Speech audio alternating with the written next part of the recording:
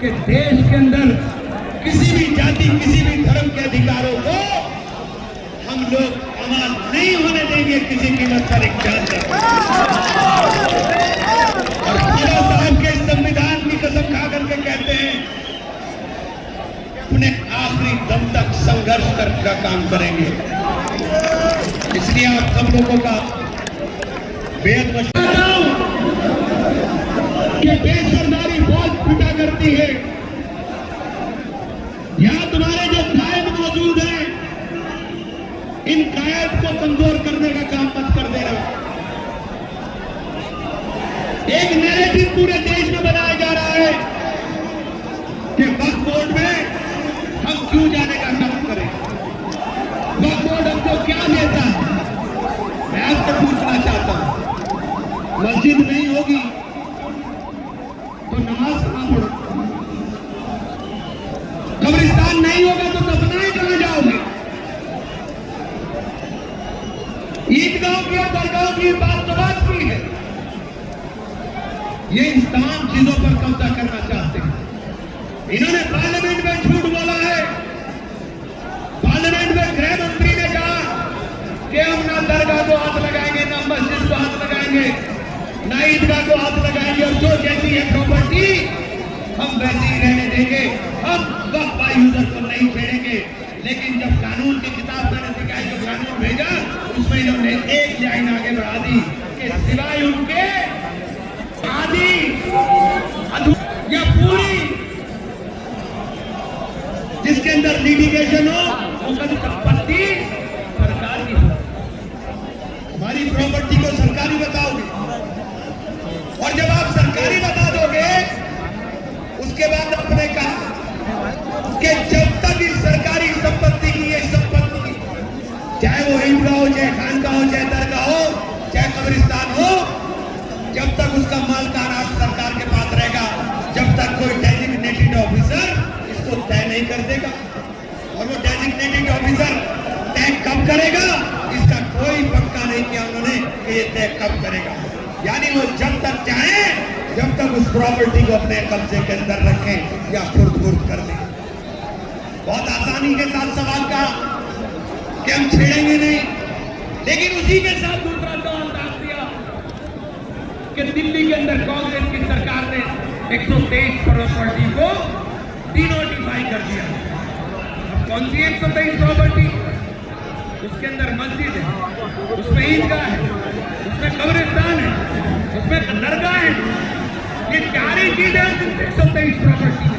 और जब हमने सवाल किया कि आपने तो ये कहा, तो फिर उसको बोल कर गए, कोई जवाब नहीं आया। पूरे देश में एक नैरेटिव फैला रहे हैं कि हम गरीब बच्चों की, पसमंदा मुसलमानों की मदद करेंगे। मैं तुमसे पूछना चाहता हूं, आप सल्लल्लाहु अलैहि वसल्लम के आखिरी खुतबे के बाद क्या तुम्हारे अंदर ये गुंजाइश है? बताओ, ये गुंजाइश है कि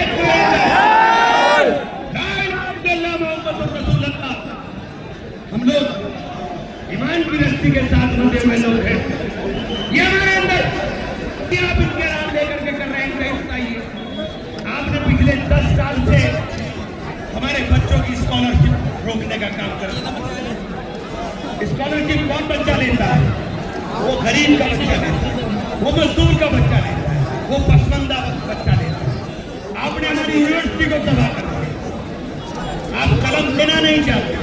आप इस कानून में कानून रखा हुआ, इस कानून में एक लफ्ज बता दीजिए जिसमें आपने पसमंदा मुसलमानों के बच्चों की तालीम के लिए, यतीम और मिस्कीन बच्चों के स्थान के लिए, या गरीब और बेसहारा और विधवा महिलाओं के लिए आपने एक लाइन लिखी।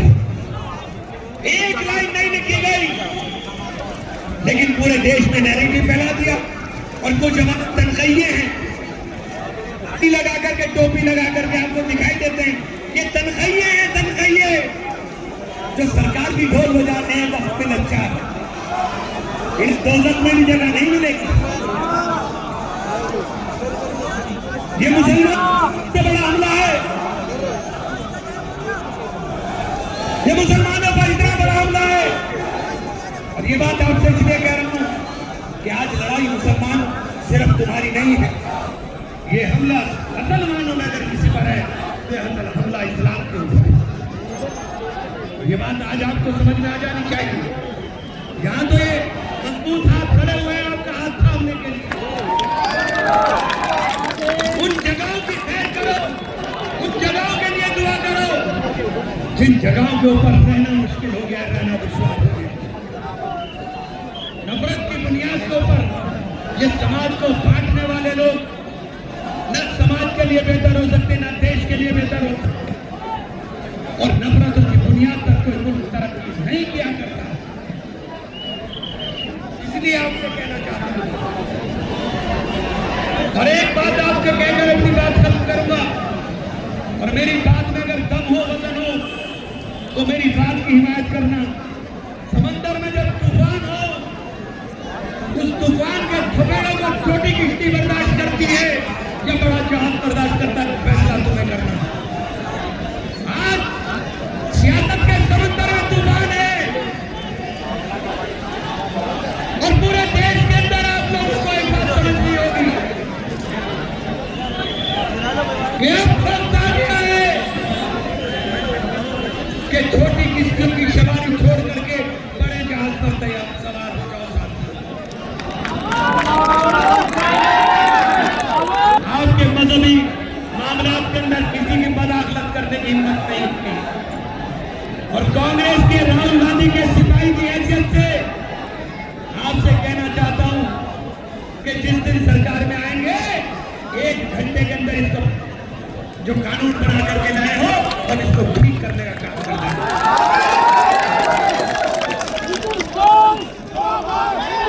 हम किसी के समाज के किसी भी व्यक्ति के, इनका तो सपना था कि हम 400 पार आएंगे, हम तो 400 पार आए थे, लेकिन हमने किसी के सपनों को रौंद दिया।